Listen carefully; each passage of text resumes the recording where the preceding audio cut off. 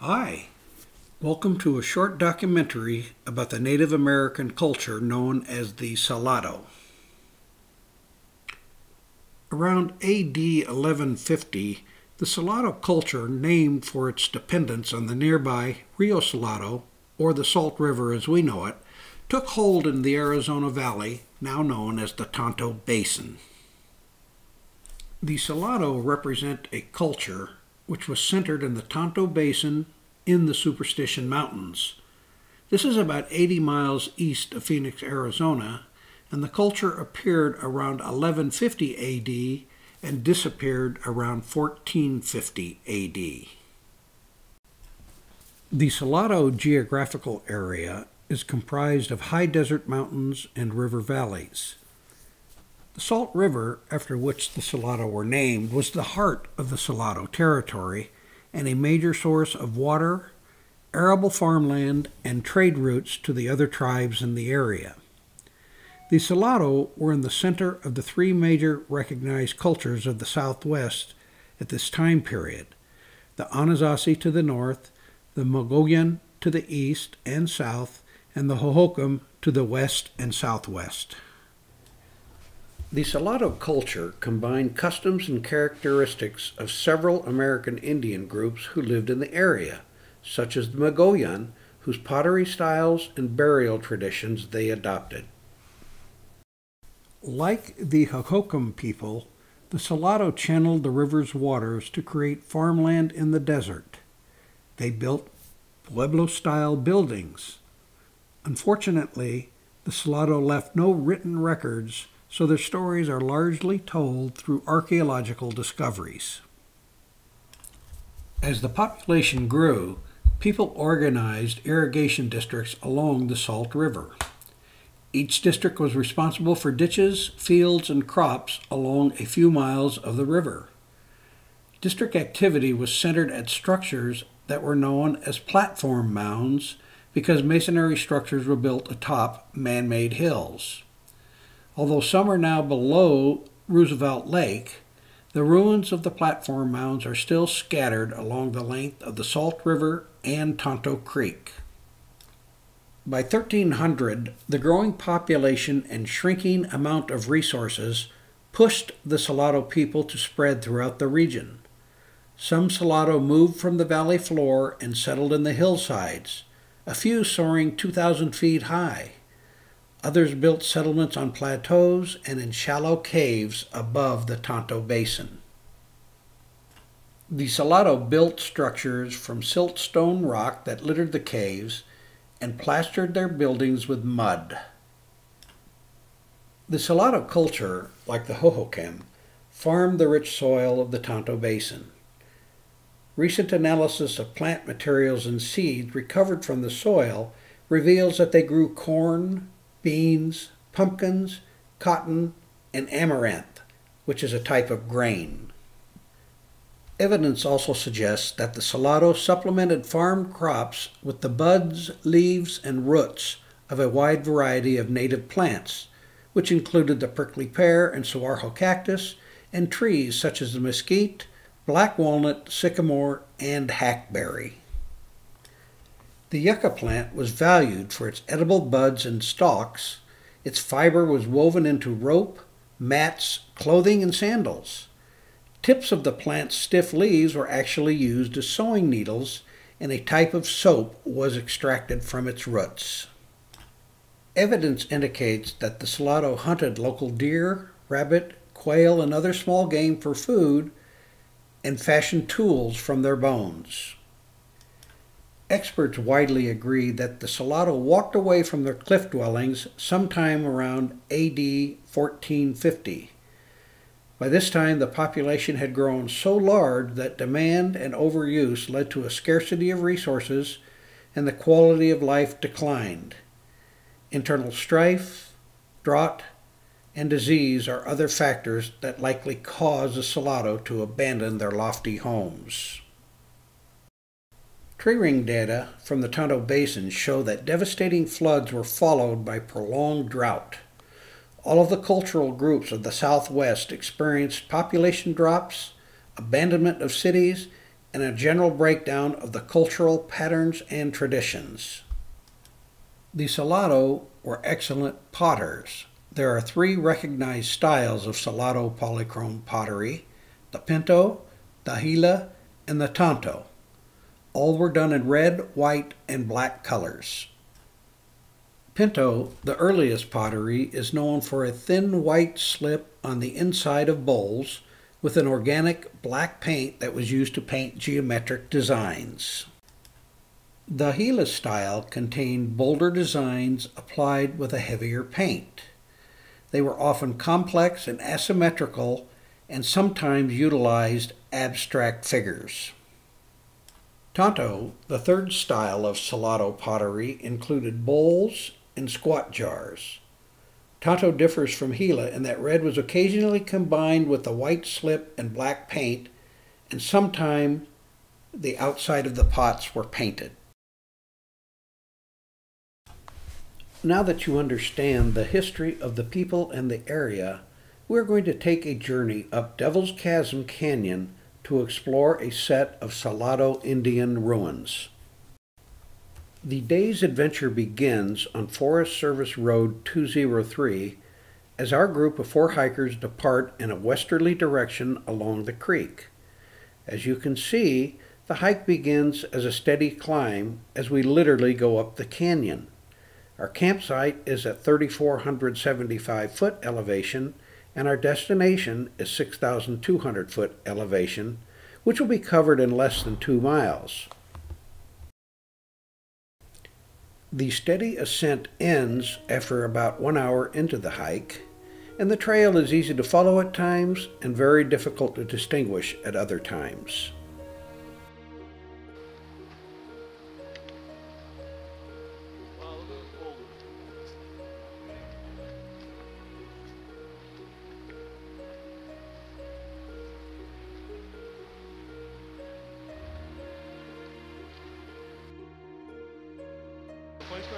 No, I don't. I think that, I have a route on a GPS if you want to get it out and take a look.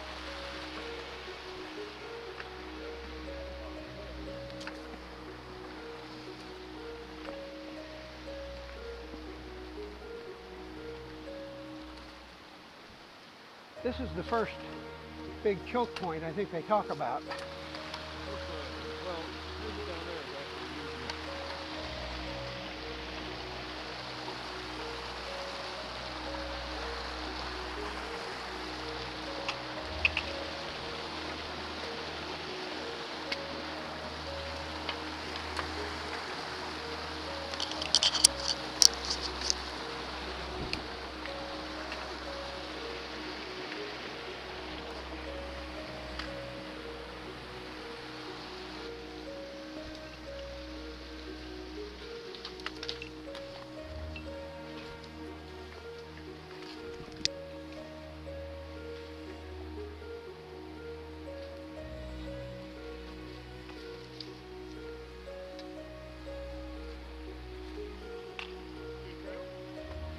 Well, not here, but I think over there I do.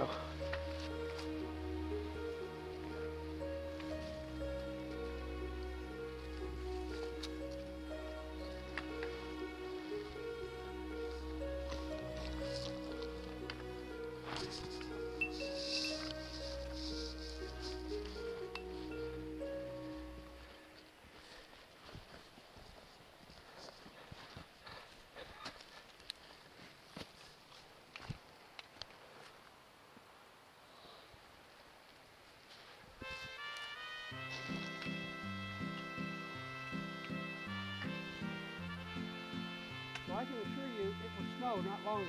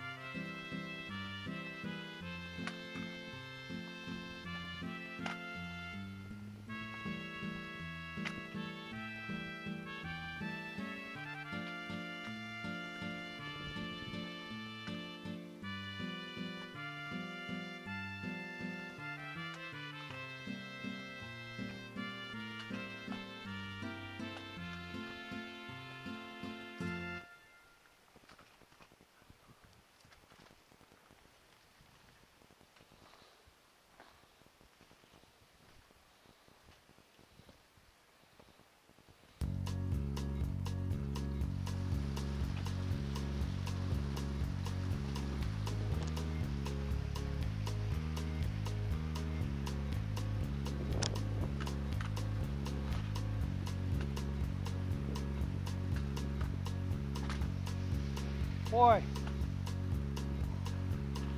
Unbelievable.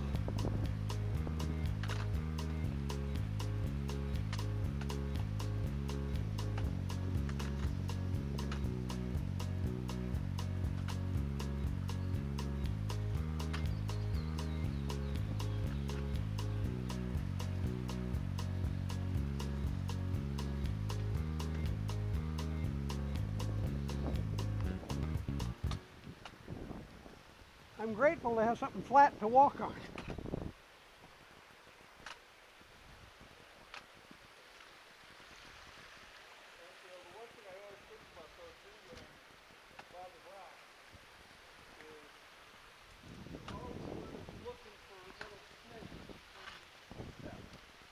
Yeah,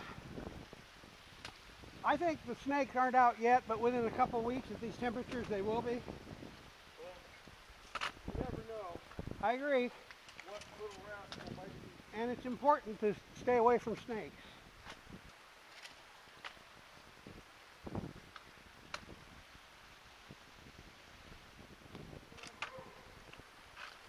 Should be on the right there. Throw that in my pack for me. Yep. Thank you. You're welcome. How about that for making the pace? You did good. And I wasn't tired. I stopped because I get a little, all of a sudden I was like way ahead of you. Yeah, you want to stay. Yeah, I know, that's what I'm Contact. saying. I was like, this is stupid. So when I said yo and I heard something, I was very grateful. Yep.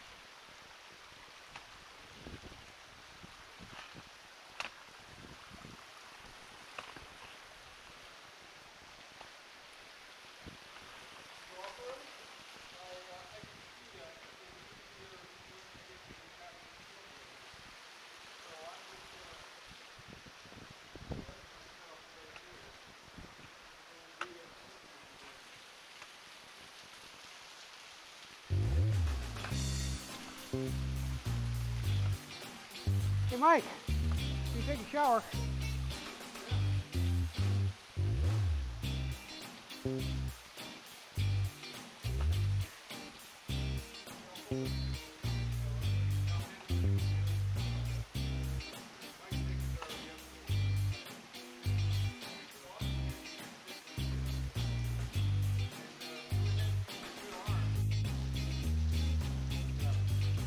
You need the rope, Bill?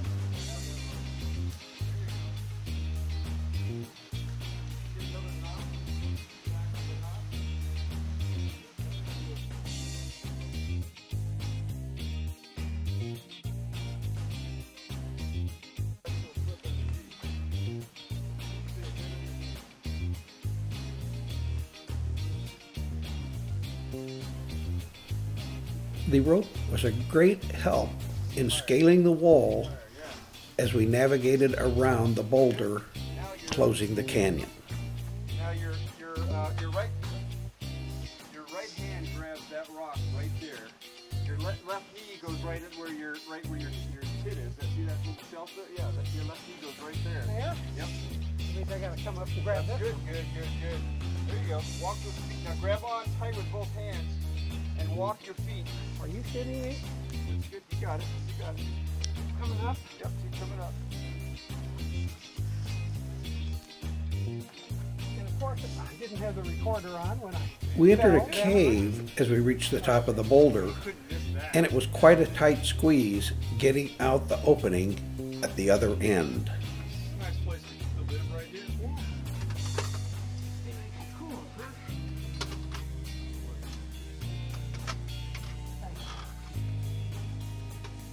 Yeah. If you put your chest next to the rock, you actually can Get through. get through. You have to keep your chest and chin right next to that rock to the right. Yeah, somehow I got to get this GPS inside my shirt. I don't want to scratch the lens.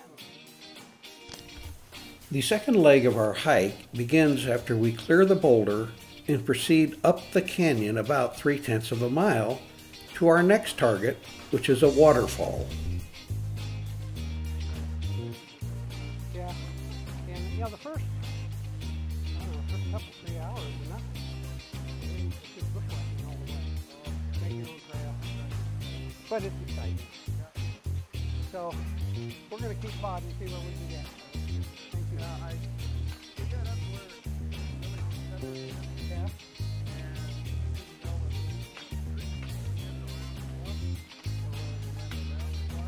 Kind of go around the left side. Yeah. But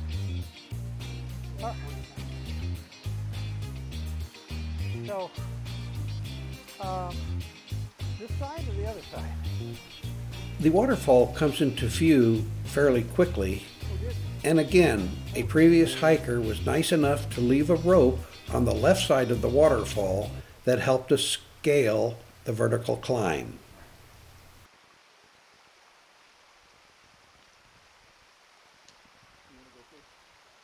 Oh, I can.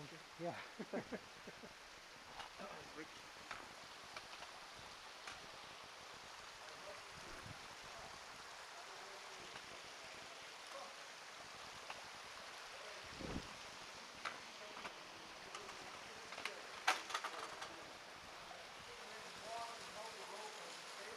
Gotcha.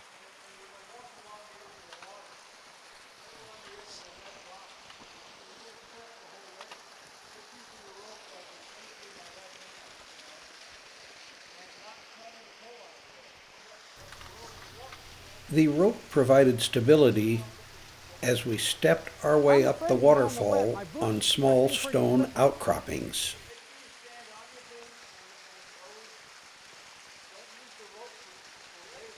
Right.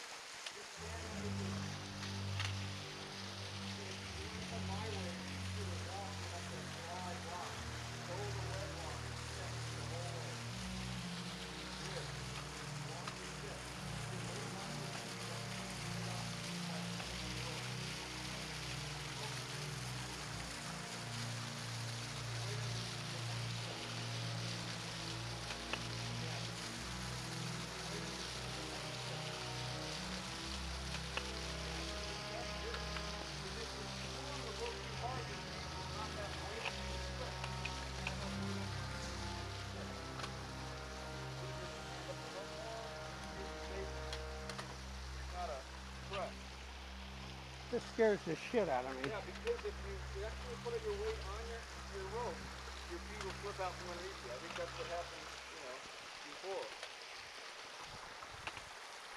Yes. Good. There you go. Good. Excellent. Okay. Yeah.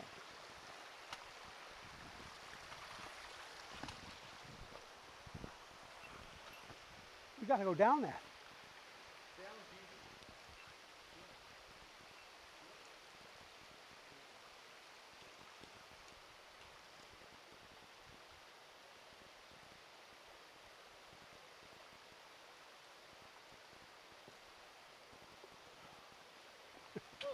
Cool. I get it. See, you guys can imagine if you're pulling. Now that we have ascended the waterfall, we're close. The ruins are about 1/2 mile away, but they are 1,700 feet above us on the side of the canyon wall. I know. Holy shit. What are we doing?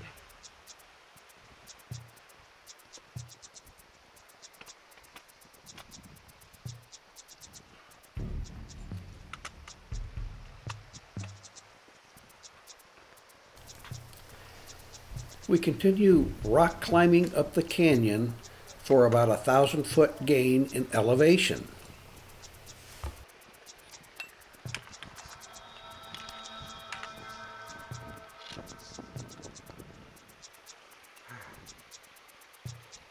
Get the perspective there.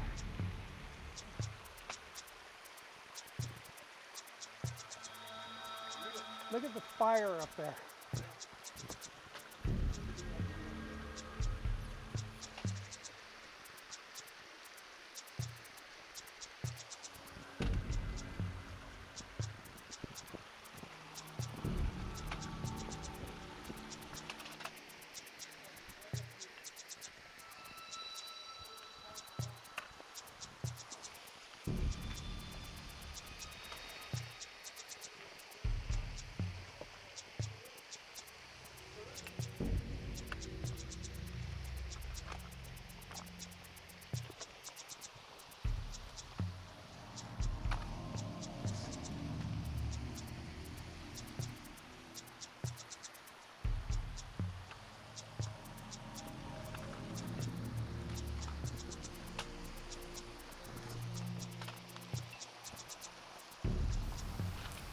The hike was taking quite a toll on our energy, so we selected a nice flat rock shelf, had lunch, and the Oreo cookies were quite a treat after our sandwiches.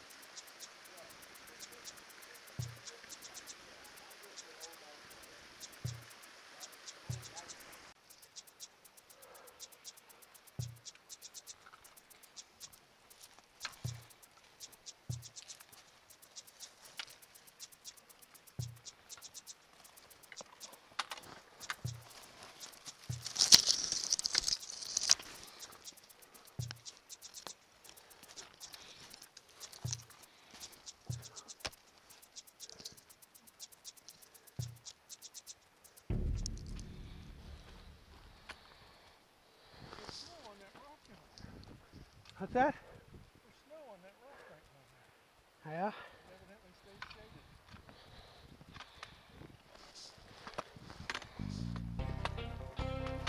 Fuck.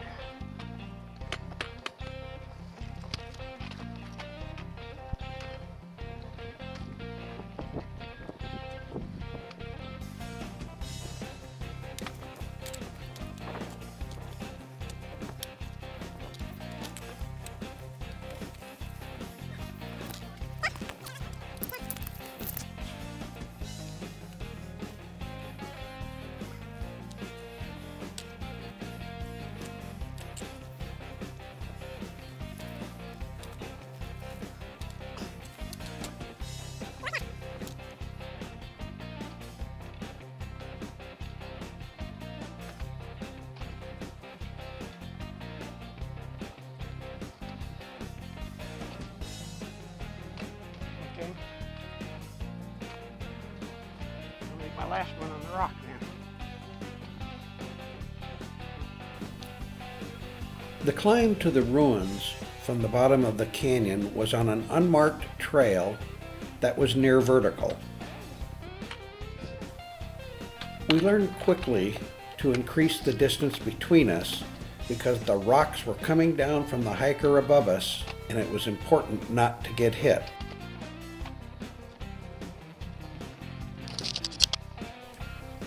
The trail was so steep, we needed to grab rocks, brush, trees, or anything that was firmly rooted to the ground so we could continue the ascent up the side of the hill.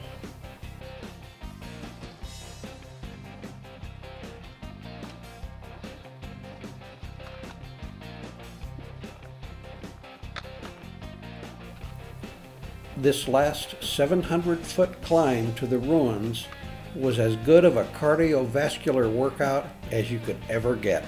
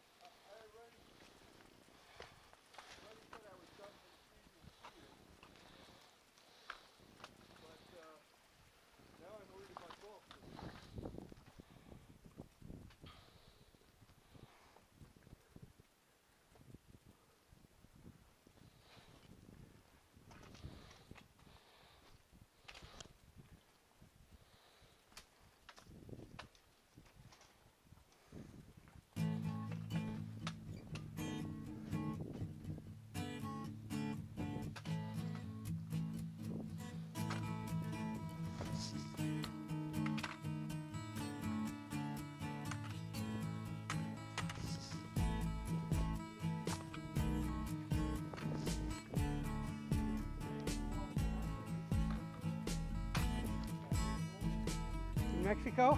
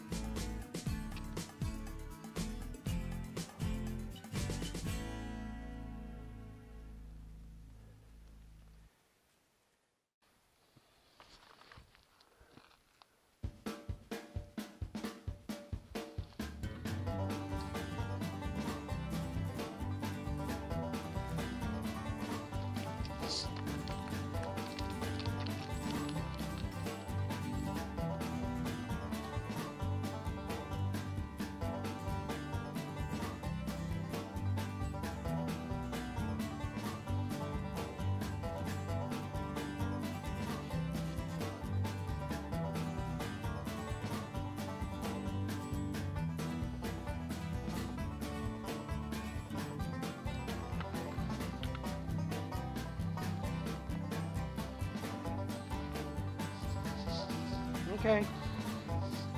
Thank you.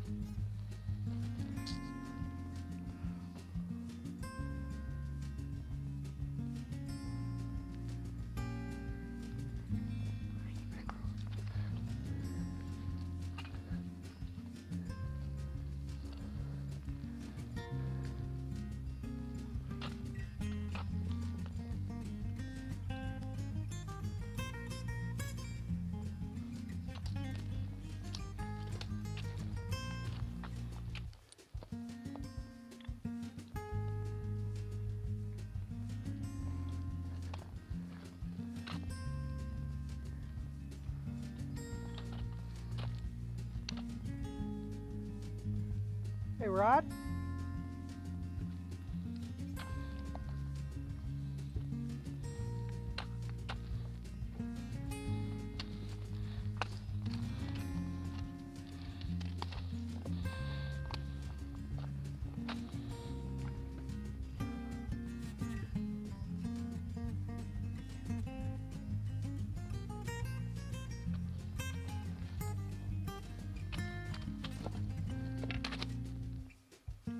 Rod.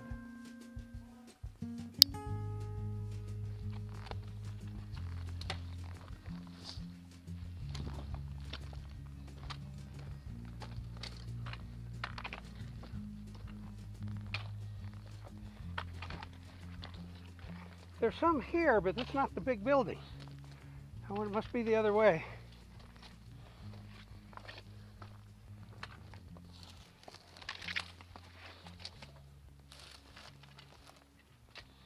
I'm feeling lightheaded. Are you? Sit down. Okay.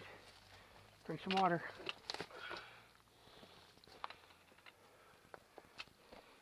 There's a rock.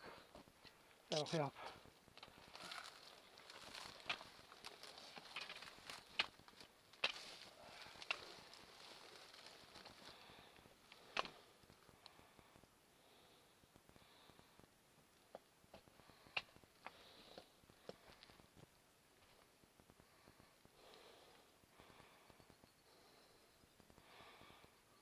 Can I get you the water?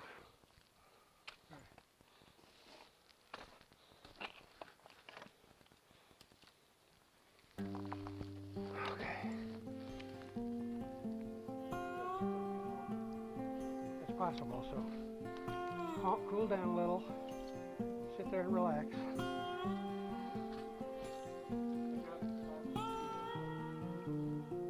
Rod? Walk around the corner. I won't leave you.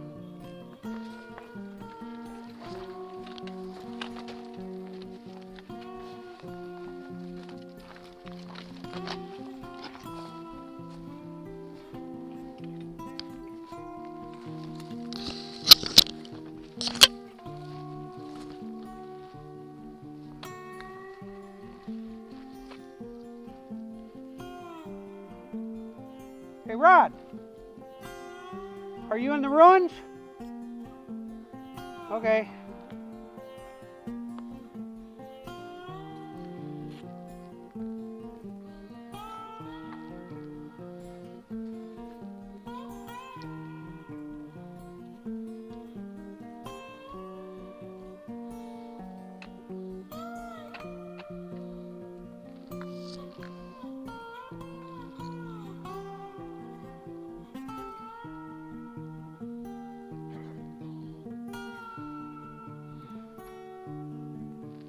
Okay? All right. Okay, just stay there till you feel better.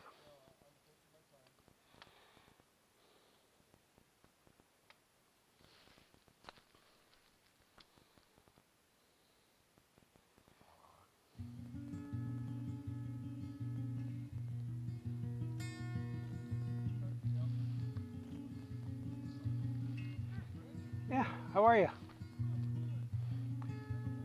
Are you in the shade, Mike? Okay.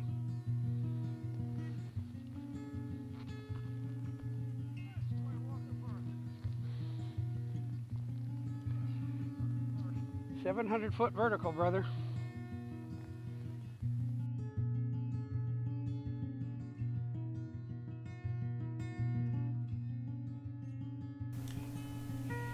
At this point, we're actually very close to the ledge that will let us get to the ruins. I keep saying to myself, you've made it this far, don't look down.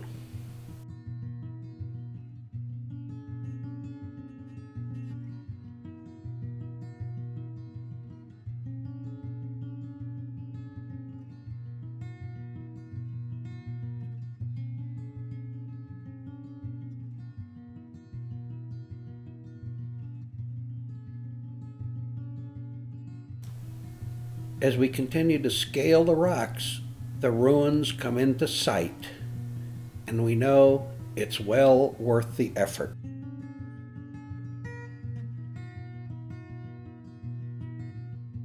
It had to carry this stuff up here. Oh my We have God. reached the ruins, and the inset pictures are what we first saw as we approached them on the ledge. The picture on the right is a metate that was used by the Salado Indians to grind grain. The picture on the left is pottery shards inside the ruins.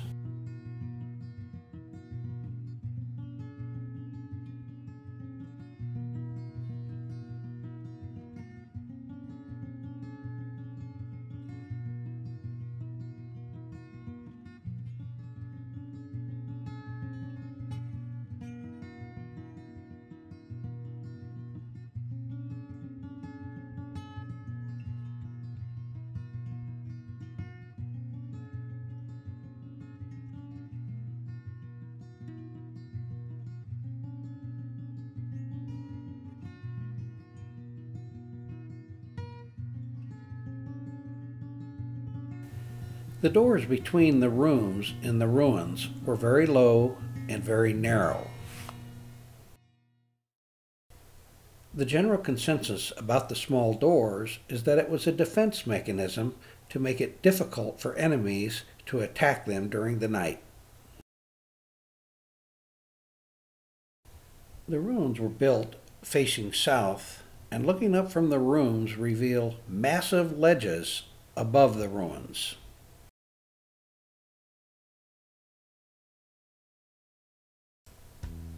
The interior walls appear to be plastered with mud.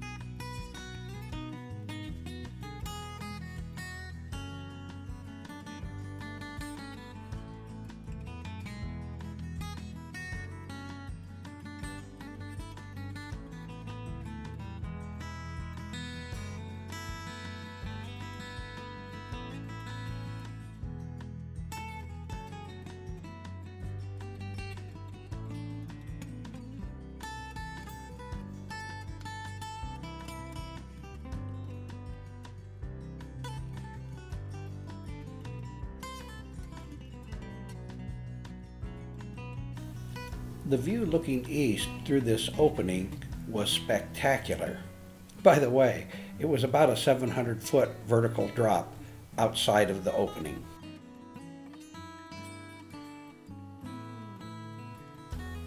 The photo inset on the right shows this dramatic view looking to the east towards Cherry Creek.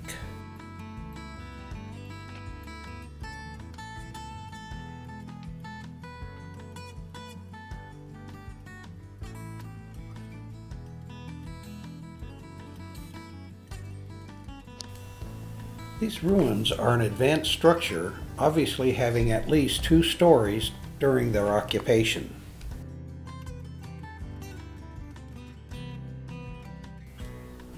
The Salado culture combined customs and characteristics of several American Indian groups who lived in the area. Scientists believe that these ruins were abandoned about 800 years ago.